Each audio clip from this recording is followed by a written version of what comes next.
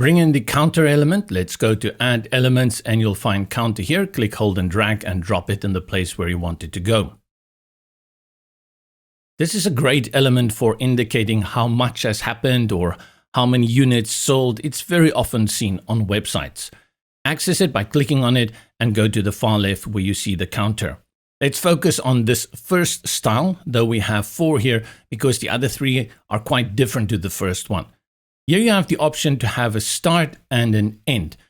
Often you will have a start function to go quicker to the end. For example, if you have something like 1 million there, you don't want to start all the way from 0. Maybe you want to start at something like 500,000. So you have the option to run from a start to an end. Let's put it at something manageable. I'll put it back to 0 and let's put it to an end like 1,000. Duration is how long the counter will go. 2 seconds is good.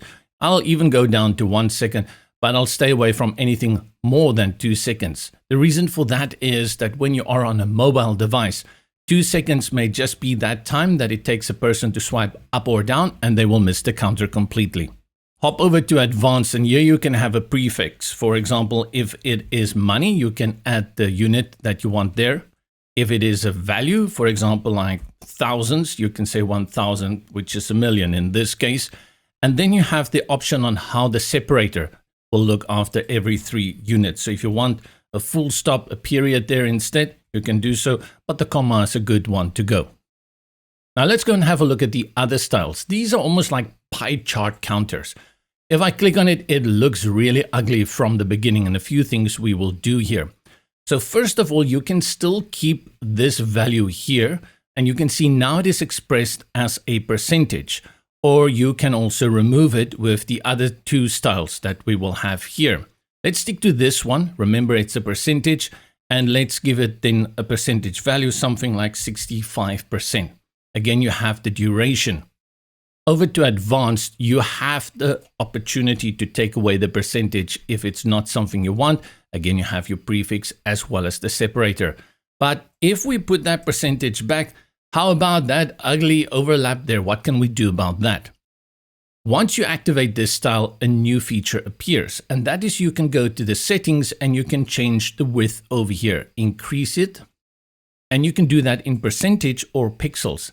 The other option you also have is to click on it physically, and then you can drag it with the handlebars in the corners, and you will see very easily you get that real-time visual display of whether it looks good or not. Also important when you work with this one is to go to your color as well to make sure that it looks good. You can change the background, you can change your progress to a color that you like. I like this kind of scheme though, and you can add a shadow as well as hover options as well. Progress is actually a line, and you can see here that we have the size set to 7. You can change around here and make it much thinner. Very neat and sleek, and then you can increase it quite a lot if you have something very outrageous in mind. But that brings us to the pie chart. So let's put this back on the default 7. Go to the settings again and select the one without any text. And then you have the option of a pie chart, which is the one I've basically created by using my own settings. But here it's done for you. Go again to the color. You will see now you only have the background and the progress easily done. Remember to go and have a look on your tablet devices, as well as on your mobile device display, how this will look, and make sure that it fits your design nicely.